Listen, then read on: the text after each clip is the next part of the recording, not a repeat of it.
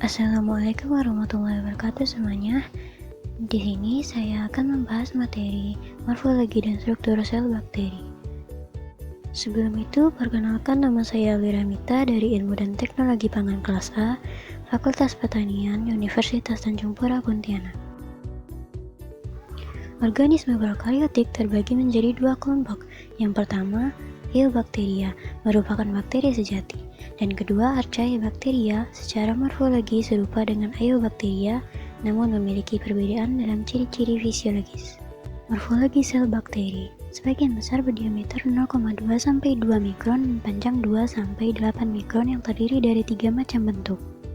Yang pertama, bakteri bulat, kokus atau koksi berbentuk bulat atau oval seperti pada gambar. Jika koksi membelah diri, sel-sel dapat tetap melekat satu sama lain. Koksi yang membelah namun tetap melekat membentuk struktur menyerupai rantai disebut streptokoksi. Koksi yang membelah dalam dua bidang dan tetap melekat membentuk kelompok 4 kokus disebut tetrat. Koksi yang membelah dalam 3 bidang dan tetap melekat membentuk kubus dengan 8 kokus disebut sarcina. Koksi yang membelah pada banyak bidang dan menyerupai buah anggur disebut stafilokoksi. Yang kedua, bakteri batang atau silinder Bacillus. Bacilli membelah hanya melalui sumbu pendeknya. Sebagian besar bacilli tampak sebagai batang tunggal. Jenis Diplobacilli muncul dari pasangan bacilli setelah pembelahan. Streptobacilli muncul dalam bentuk rantai. Dan beberapa bacilli tampak menyerupai koksi yang disebut Coccabacilli. Inilah macam-macamnya. Yang ketiga, bakteri spiral. Bakteri spiral merupakan bakteri yang tidak lurus seperti basil, memiliki satu atau beberapa lekukan. Bakteri spiral dibagi menjadi 3. 1. Vibrio, bakteri yang berbentuk batang melengkung menyerupai bentuk koma. 2. Spiridium, berbentuk pilihan dengan selnya yang kokoh. 3. Spirocheta, yang berbentuk spiral dan tubuhnya sangat lentur. Ini adalah bentuk-bentuknya. Struktur sel bakteri. Yang pertama, struktur eksternal. Glycocalyx. Lubang gula merupakan istilah bagi substansi yang mengelilingi sel dan digambarkan sebagai kapsul. Kapsul merupakan struktur yang sangat terorganisasi dan tidak mudah dihilangkan.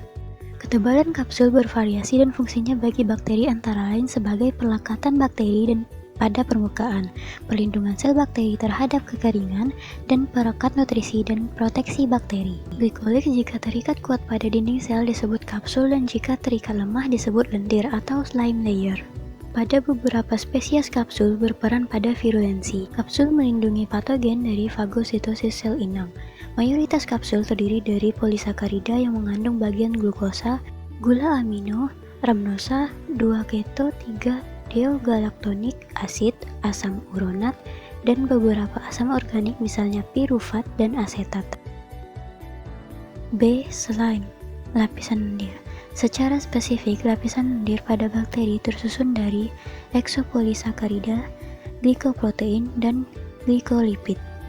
Fungsi lapisan adalah untuk melindungi bakteri dari pengaruh lingkungan yang membahayakan misalnya antibiotik dan kekeringan. C. Flagel. Flagel berfungsi untuk bergeraknya bakteri yang habitatnya dalam cairan dan berbentuk seperti benang dengan diameter 12-30 nanometer. D. Filamen adalah kumpulan benang yang muncul pada ujung sel bawah selaput luar sel.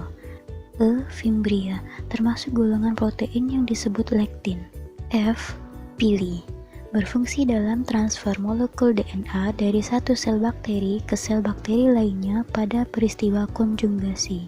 Struktur dinding sel.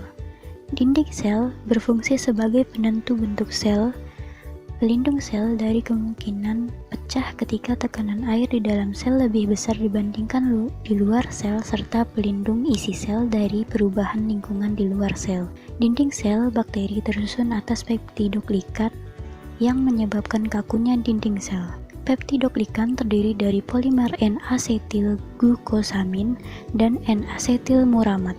Berdasarkan dinding sel, bakteri dapat dibagi menjadi 2. Yang pertama, bakteri gram positif, memiliki kandungan peptidoglikan yang tinggi dibandingkan gram negatif, sekitar 50%. Dan pada umumnya kandungan lipidnya rendah kecuali bakteri Mycobacterium. Bakteri ini lipidnya kaya akan asam nikolat. 2. Bakteri gram negatif, memiliki satu atau beberapa lapis peptidoglikan dan membran luar. Membran luar terdiri dari lapisan fosfolipida, polisakarida, dan protein. Lipid dan polisakarida berhubungan erat dan membentuk struktur yang disebut lipopolisakarida atau LPS. Struktur internal. 1. Sitoplasma. Sitoplasma merupakan substansi yang menepati ruangan sel bagian dalam. 2. Membran plasma. Membran plasma merupakan struktur tipis yang terdapat dalam dinding sel dan menutup sitoplasma sel. 3. Transport pasif. Tidak memerlukan energi seperti difusi sederhana. Difusi dipermudah dan osmosis. 4. Transport aktif. Memerlukan energi berupa energi ATP karena terjadi perpindahan molekul dari konsentrasi rendah ke konsentrasi tinggi. 5. Ribosom dan DNA. Ribosom merupakan badan yang mengandung asam ribonukleat dan mengatur sintesis dari protein. DNA merupakan kromosom tunggal yang membawa semua sifat yang akan diturunkan. 6. Badan inklusi. 7. Mesosom. Berfungsi untuk respirasi dan penggertakan energi.